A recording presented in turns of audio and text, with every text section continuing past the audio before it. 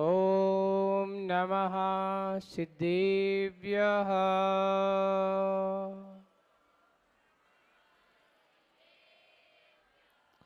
ॐ नमः सिद्धेभ्यः।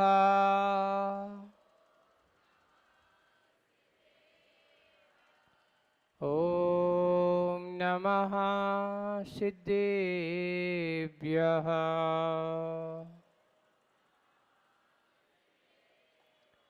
नमो अरिहन्ताणम्।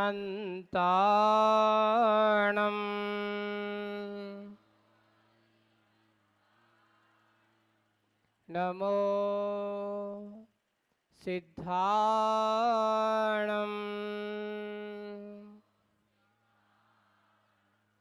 नमो आयरीयाणम्।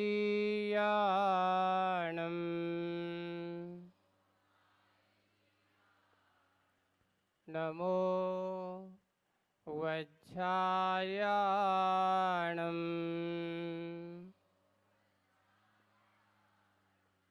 नमो लोये सव्यसाहोणम्।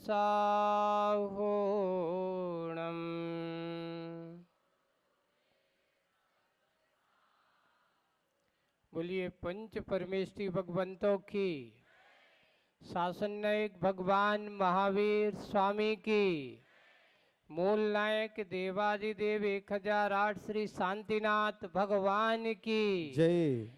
परम पूज्य आचार्य गुरुवर श्री विद्यासागर जी महाराज की जय। आचार्य श्री समय सागर जी महाराज की जय। 3 कम 9 करोड़ मुनि राजों की जय। परम पूज्य प्रसन्न मूर्ति अद्वितीय संत पूज्य गुरुदेव श्री अजित सागर जी महाराज की, समस्त मुनि आचार्य संघ की।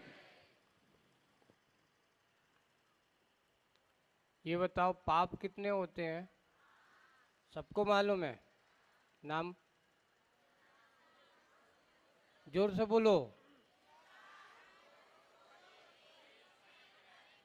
हिंसा, झूठ, चोरी, कुशील और परिग्रह।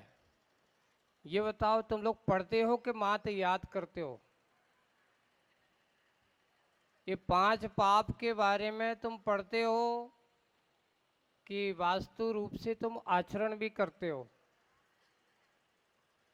सुना तो है कि 5 पाप होते हैं, पर कभी हम पापों से बचने का प्रयास भी करते हैं? नहीं करते महाराज। ये बताओ कि पंच पापों से बचना हो तो क्या करना चाहिए? हमारे यहाँ लिखा, ऐसो पंच नमोकारो सर्व पाप प्रणाशनो मंगलारम च सभ्यसिम परमम हवई मंगलम। अगर तुम इन पापों से बचना चाहते हो तो ऐसा पंच नमस्कारो, ऐसे पंच परमेष्ठी को हमेशा क्या करो? याद करो। ये 5 दिन है, पंच परमेष्ठी हैं और 5 साधु भी मिल गए। मिल गए कि नहीं? देखो संयोग है, आपको आर्य का संघ भी आज समागम के रूप में यहाँ धनलक्ष्मी में मिल गया। 5 हो गए हैं। पंच परमेष्ठी का विधान है और पापों से बचना है तो परमेष्ठी की आराधना करना है। और जितनी जितनी हमारे जीवन में परमेष्ठी की आराधना होती चली जाएगी, उतने उतने तुम अपने जीवन को परम पद की ओर कदम बढ़ाते चले जाएगो। अभी तुम जो है जिस पद में बैठे हो, ये पद तुम्हारा तो है ही नहीं, लेकिन जिसने परमेष्ठी के पद पर आकर के अपने आप को विराजमान कर लिया हो या परमेष्ठी के चरणों में बैठ करके अपने आप को बैठा दिया हो, तो उस समय उसके पापों की प्रवृत्ति तो अपने आप समेव गौण हो जाती है, पापों की प्रवृत्ति मिट जाती है। आज यहाँ पंच परमेष्ठी की आराधना का ये महा महोत्सव का संयोग है। धनलक्ष्मी वाले अंबिका नगर वालों का सिद्ध चक्र विधान के बाद इन लोग कहा कि महाराज आपको तो धन लक्ष्मी आना है, पर धन कुबेर की लक्ष्मी में तो आना है, पर आएंगे तो कैसे आएंगे? तो बोले कि कुछ ना कुछ तो हम करेंगे। क्या करेंगे? तो वो संयोग तरह तरह से चला। बहुत समय बाद भोपाल में पंच परमेष्ठी की आराधना हुई थी। अब भोपाल के बाद गुजरात में पहली बार पंच परमेष्ठी हम अपने यहाँ, आप करो या ना करो हम तो करेंगे। वैसे तो हमारी आराधना प्रतिदिन चलती है। तो धनलक्ष्मी वालों को पंच परमेष्ठी की आराधना का संयोग आज बन रहा है। आज रविवार का दिन है और संयोग भी शुभ योग भी है। तो आज मंगल ध्वजारोहण के साथ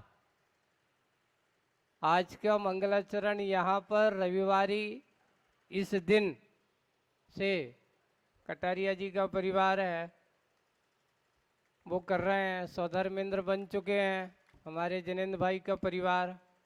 कुबेर परिवार भी हो गया है। महायज्ञ नायक भी अंबिका नगर से आ गए हैं, है ना। और ईशान इंद्र भी बन गए हैं। अभी 2 इंद्र और बाकी हैं, बता रहे हैं। धीरे धीरे मुझे लगता है हो जाएंगे। थोड़ी सी क्या कहावत है, ये देखो ये सब बुंदेलखंडी हैं, है ना।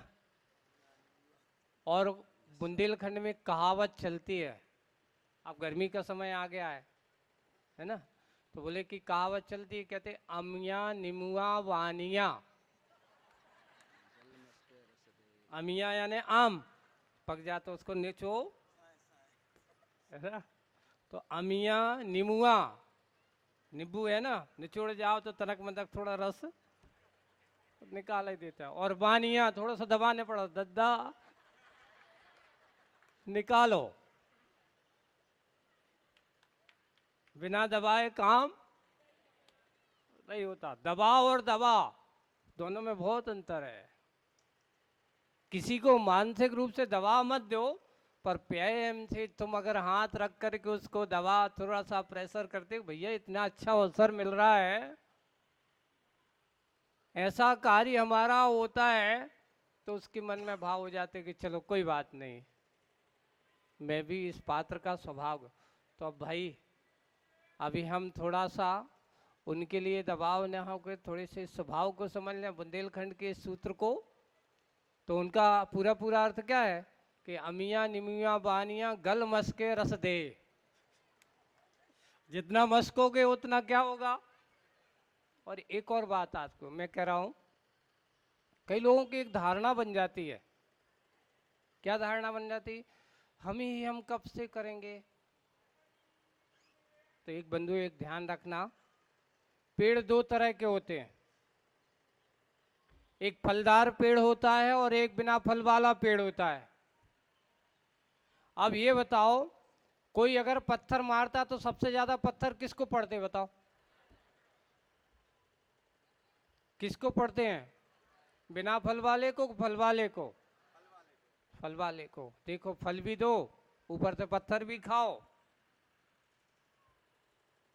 बेचारा वो सोचता होगा ऐसे फल किस काम की कि पत्थर भी खाना पड़े, पर उसके अंदर ये भावना नहीं आती है। आज तक किसी आम ने एक बार फल देने के बाद, पत्थर खाने के बाद ये सोचा कि मैं कल अगली बार से मैं फल नहीं दूंगा। वो क्या सोचता है? नहीं, पत्थर मारना उसका काम है तो फल देना मेरा काम है। तुम पत्थर मारो, मैं बदले में तुम्हें क्या दूंगा। ये है सज्जन की नीति, दानी की नीति, ज्ञानी की नीति। वो कभी देना छोड़ता नहीं और लेने वाले भी उसको छेड़ते रहते हैं। इसलिए हमेशा कोशिश करो बिना फल वाले पेड़ मत बनना। बनना तो हमेशा कैसे क्या बनना, फलदार। हे भगवान, मेरे जीवन में कभी भी अगर तुम्हारे अंदर योग्यता है, हम कभी कभार योग्यता सामर्थ्यता सब कुछ होते हैं, लेकिन अच्छे काम में हम बहुत बड़ी कंजूसियाई कर जाते, वहां बनिया व्यक्ति को अपनाने लगते हैं। जहां छत्री बनना चाहिए वहां बनिया बन जाते हैं, और जहां बनिया बनना चाहिए तो वहां छत्री बन जाते हैं। इज्जत का सवाल है, लाखों खर्च हो जाए तो हो जाना दो, पर मेरा क्या होना चाहिए। पाप के कार्य में अगर तुम्हारा है तो वहां बनिया बन जाना। पाप के कार्य में क्या बन जाना, जैसे बनिया क्या सोचता, नहीं भैया मेहनत का पैसा है, ऐसा वैसा नहीं जाएगा, उसका ये प्रवृत्ति हो जाती है। लेकिन जहां धर्म दान और धर्म प्रभावना की बात हो, वहां बनिया बन करके नहीं, बढ़िया बनो, छत्री बनो। भक्ति का काम छत्री बन करके किया जाता है, बनिया बन के नहीं। आज अपन को ये बहुत अच्छा संयोग है, आने वाला समय है। अब ये 5-6 दिन यहाँ धनलक्ष्मी में रह कर के धर्म आराधना का ये महोत्सव यहाँ पर होने वाला है। पंच परमेष्ठी की आराधना होने वाली है, और ये आराधना का कार्य यहाँ पर होगा। पर ये आराधना के कार्य में अगर हमारे मन में थोड़ी सी भी संकोच और लोभ वृत्ति बनी रही तो उसका आनंद हम नहीं ले पाएंगे। और लोग सोचते हैं कि महाराज इस पैसे का क्या होगा, क्या करेंगे। तो भाई मैं सोचता हूँ कभी भी देने वाले को ये नहीं सोचना कि क्या होगा। इतना है कि अगर भगवान के चरणों में जो द्रव्य अर्पित किया गया है, तुम्हारा अर्पण करते ही पुण्य का लाभ होगा। अब आगे वाले लेने वाले को सोचना है कि इसका सदुपयोग हमें कैसे करना है। बिल्कुल अच्छे मनोयोग के साथ और बड़े भक्ति भाव के साथ आज का ये दिवस, क्योंकि अपना ध्वजारोहण का समय हो चुका है और सीधा आज का कार्यक्रम यहीं पर हम ध्वजारोहण के समय पर अपना कार्य, हमारे कटारिया परिवार जी आप लोगों को बहुत अच्छे यहाँ के अहमदाबाद के प्रतिष्ठित परिवार हैं। हमने उनसे कहा था कि बाबूजी को भी ले आना। उस समय जब बहुत शुरुआत में राजेंद्र कुमार जी को मैं बाद में जानता था, इनको तो अभी भी यहाँ अभी जाना मैं। पहले उनको जब 94 में यहाँ आया था तब एक बहुत बड़ा कार्य हुआ था। उस समय वो भी जवान थे जैसे आज ये जवान है। उस समय वो जवान थे, अब वो अपने बुढ़ापे के मार्ग पर हैं। फिर भी अब शरीर है, सामर्थ्य होता है, लेकिन फिर भी भाव से आज भी हम अच्छे सामर्थ्यवान हैं और अच्छे कार्य को उसको करेंगे।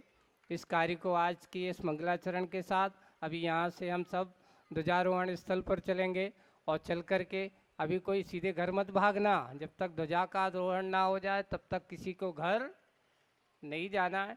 और ध्वजारोहण करके और फिर यहाँ से हम मंगल भावना, मंगल गीत के साथ और प्रभावना के साथ इस कार्यक्रम का मंगलाचरण यहाँ भी होगा। होकर के इस कार्य का शुभारंभ किया गया है। हम सब ऐसे ही कल से पंच परमेष्ठी की आराधना का ये महोत्सव प्रारंभ होगा। उस कार्य में अच्छे से अपने अंदर के पापों को त्याग करना, क्योंकि ये पाप से बचने का महोत्सव है, 5 पापों से दूर होने का महोत्सव है। उनको अगर हम जितना करेंगे उतने उतने और हम अपने आप को सामर्थ्यशील बनाते चले जाएंगे। सबके जीवन में ऐसा ही भाव हो, इसी भावना से बोलिए परम पूज्य